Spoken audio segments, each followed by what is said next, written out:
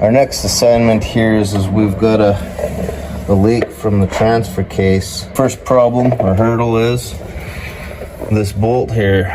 So it's just spinning and it's not coming loose. And so we have to find a way to get in there and hold the fastener to get this off. If we can't do that, we're gonna have to cut the head off to remove that bolt. So right there, this is where you can see it's all wet and everything, and it looks to me like that's where the primary leak is in between the transmission and the transfer case here. So we're gonna get at removing or disconnecting the front and rear drive shaft, removing our skid plate here, and get ready to remove the transfer case and try and change those seals and fix that leak. We got that skid plate off the bottom there. Just ground off the head of the bolt to get that off because that was stuck on there. The bolt was spinning, wouldn't come out. Then we removed the front and rear drive shafts. That was a 8mm combo wrench, or if you can fit a 1/4 inch socket and drive in there to try and get those out on both ends.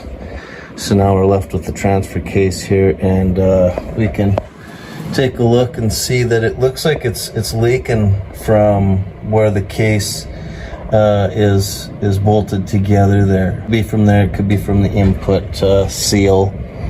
At first I was thinking to myself, well, I hope it's the transfer case because I wouldn't want it to be the rear seal on the transmission.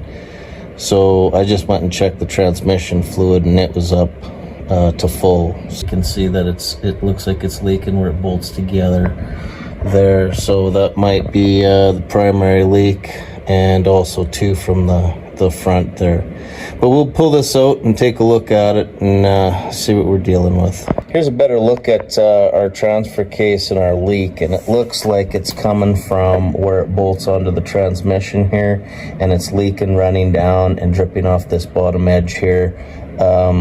Whereas before I thought it was probably the casing split from the back. It looked like that's where it could have been leaking from, but this shows that it looks like it's coming from here, running down and leaking down.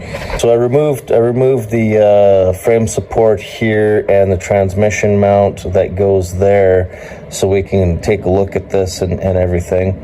And what I do have is I've got a jack stand here, you know, just in case to catch this if it wants to come down, supporting it with the jack for the time being. But when I was trying to take this all apart here, there's some blue Loctite in here, and that was pretty difficult because here's the mount, and these back two bolts in the back there, they go up and in here, and they're really hard to get at.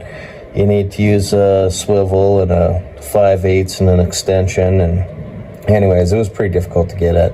So that blue Loctite didn't help out. I won't be putting that on for reassembly. And the whole reason that we're removing all this stuff is we need to get access to these bottom bolts here. Those are 9/16 to take off our transfer case.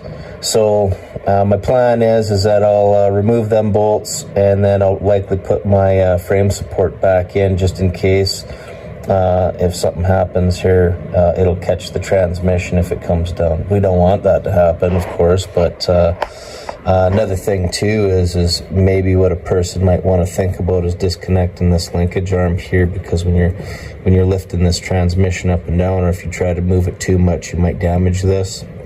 So if you just disconnected the pivot point here, having difficulty getting this transfer case out and stuff. And then also too, there's kind of like this hidden plug up at the top that I didn't see before. And now that we've got everything out of the way, I can see that, so we can disconnect that too. So basically, front drive shaft, rear drive shaft, this plug, this linkage here, got to disconnect that. Speedo cable and your rear drive shaft.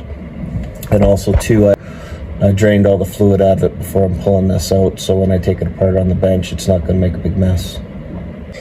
We put our cross brace back in here, and then there's the half of the transmission mount, and that's just in case something wants to come down on us. This is going to stop it. So we got a little clearance here, and we still got the jack supporting the transfer case over there.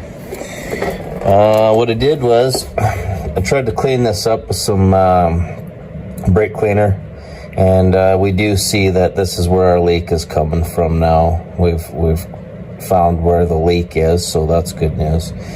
And as it turns out, we needed to remove this, take these two bolts out, and these are 3/8. They're not even a bolt, they're like a screw, like a sheet metal screw kind of thing. And then all this linkage, we've got to remove that because we've got to get back in here to get our other 9/16 that's holding on the transfer case there. So there's this bolt here, goes up, and that's a 15 millimeter, and then there's back here, it's hard to see, but right in there's the other bolt.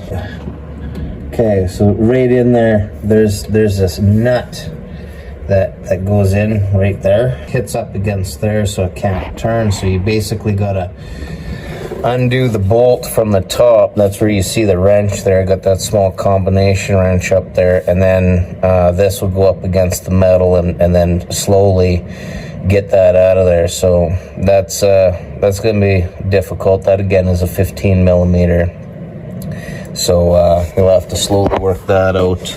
And then now that we've got this end undone, and we've got that end undone, and we've got this undone here, we should be able to remove all of this linkage mechanism. Got the transfer case out of the Jeep. Just as a review, we just got to unplug with the speedo sensor there. We had to unplug this. I just cut the vent hose off of there because I couldn't get that metal band off from underneath the vehicle. We had front drive shaft linkage to the shifter and rear drive shaft, and I think that pretty much takes care of it. And then I just got I got this plate here, and I have it strapped down. I'm a one-man show, so I just had that supporting it while I was removing it. Remove all of the 3/8 nuts off of here, and then kind of wiggle it and get it so you could get some space and a pry bar in between there, and pry it off. The stand supports all the weight. You kind of pry it, wiggle it off, get it out, and here it is.